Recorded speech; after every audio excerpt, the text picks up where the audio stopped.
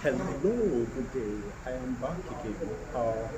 Actually, it is looking like a bonus video. I was supposed to have given you one video today, but I had to do a quick one for you earlier because I wasn't sure I would have the opportunity to do any video today because of the various meetings I had to have. But I just find that I have a little respite and I have about a few minutes before the next meeting, so I just thought, let me really hammer what I actually want to say to you. My name is Osezwa Anthony Elinike. I am your friend here who tells you that it is always possible to become whatever you want to be.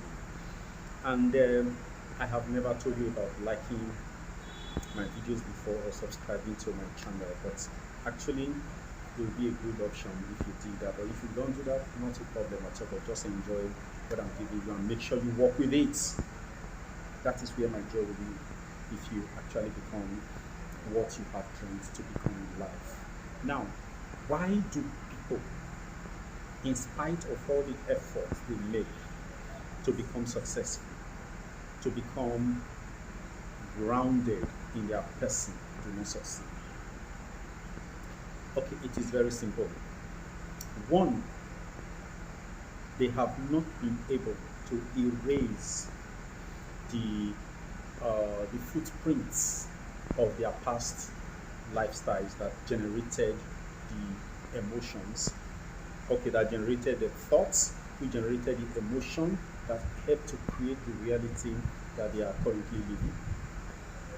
They try meditation, they try reading great books, they try all kinds of things. It just doesn't seem to be working. They still have that emotion. They still find that from time to time there is this negativity that is coming up in their minds.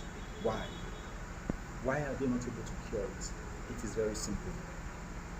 There is one element that is missing, and that is the element of going out or whatever, doing what they love doing. You can't keep doing an old job that you hate and you are praying for, hoping for a better life in the future, and you expect to get that job. You wake up in the morning grouchy, you travel long distances to your place of work, or you go through traffic to your place of work, you meet people you don't like, people that tee you up negatively, and still you expect that you will generate a new life reality. One, the life is not going to come from God. It is not going to come from anywhere but from a change of mindsets. Okay? And I'm sure you have listened to Bruce Lipton and when he talks about the epigenetics and then some other very instructive coaches out there on the scientific field telling us about the impact of the mind on the body and the environment. Yes, but the truth is this. There is a simple fact that we know, and which is that the environment signals the gene. So if you are having an environment, people, places, things that are always reinforcing your old lifestyle, you need to change them. Sometimes you need to move away from environment. You may not be able to change your address, okay, but there is that necessity to break your waking up routine. Wake up in the morning, do something else, go to new places, meet new people, have new experiences, and by so doing, what you are going to do is to begin to refire your mind with new signals. That's the first. Then the second one is doing what you love doing without expecting a reward.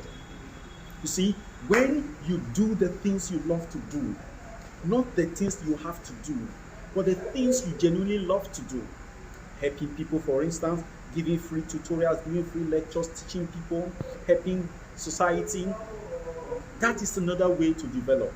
But you see, if you hold on to old thoughts, old mental locations, old physical locations, old routines, old habits, and then you now top it up with complaints and the need to explain, you're not going to do much. Nothing, you'll just be really in the same cycle. There is nothing that gives joy as much as you doing something different on a daily basis, doing something that you love.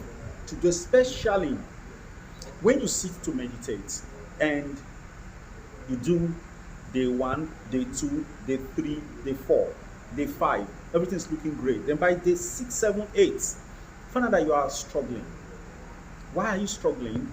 It's not because meditation is not working. If you noticed, along the line during your meditation, you were giving ideas. Ideas came to you. Ideas. But you felt they were too high up there and you started giving procrastinations. You started doing procrastination. You started giving excuses, giving conditions upon which you will do those things. No. Whatever comes to you in the spirit mode, you have to respond to them right there. Because you know why? When you take the step to do those things that you are asked to do, what happens is that the capacity to do will generate itself within you, around you. If you know what I'm talking about, you have to make that move. Make the move towards your dream, towards your goal, and the consequences will be to fall into place. The helpers, everything will be to fall into place. But if you stay in one point on the same place and you're hoping, praying, meditating that changes will come, I bet you they will not come.